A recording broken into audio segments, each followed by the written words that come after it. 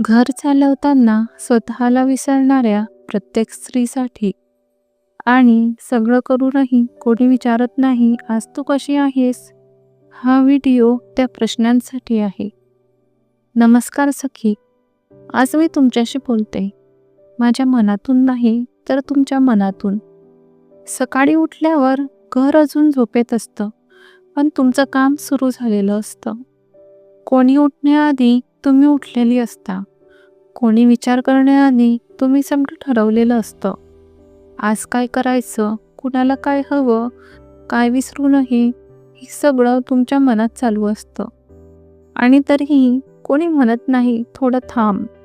घरकाम करताना कधी हात थकतात, कधी मन थकतं, पण तुम्ही थांबत नाही, कारण घर थांबत नाही. कधी कधी वाटतं, हेच माझं आयुष्य आहे का?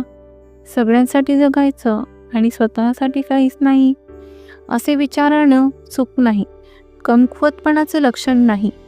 ते विचार येतात कारण तुम्ही माणूस आहात, यंत्र नाही. तुम्ही सगळं सांभाळता, पण कुणाला कळत नाही ते किती अवघड असतं.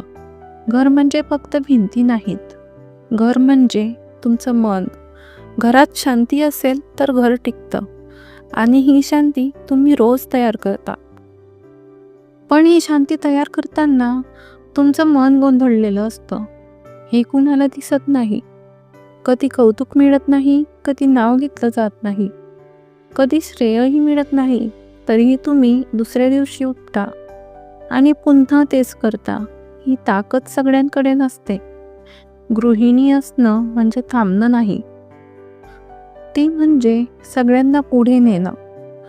तुम्ही घर चालवता, पण कोणी म्हणत नाही, तू फार काही करतेस. पण आज मी सांगते, तुम्ही खूप काही करता. घरकाम छोटं नसतं, ते संयम शिकवतं, त्याग शिकवतं, प्रेम शिकवतं, आणि सगळ्यात महत्त्वाचं ते धैर्य शिकवतं. तुम्ही थकत नाही, कारण तुम्ही कमकुवत नाही. तुम्ही थकता, कारण तुम्ही सगळं देता. कधी कधी स्वतःला विचारा, मी इतकं सगळं कसं करते? उत्तर साधं आहे, कारण तुम्ही आई आहात, तुम्ही पत्नी आहात, पण सगळ्यात आधी तुम्ही मजबूत स्त्री आहात.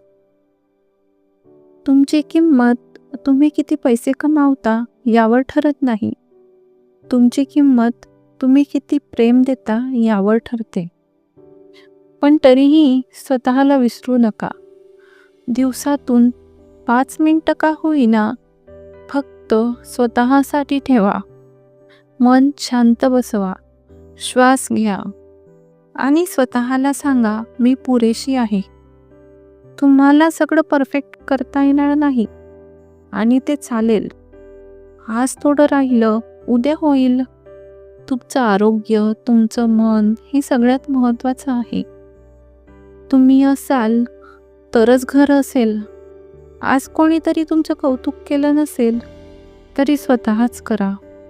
आरशात बघून स्वतःला म्हणा, मी छान करते. हे बोलायला कोणी शिकवत नाही, पण ते खूप गरजेचं असतं. तुमचं आयुष्य इथेच संपत नाही.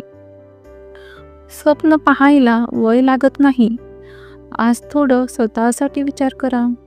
तुम्ही थांबलेले नाहीत, तुम्ही फक्त थोडा वेळ घराला पुढे नेण्यासाठी स्वतःला बाजूला ठेवलंय.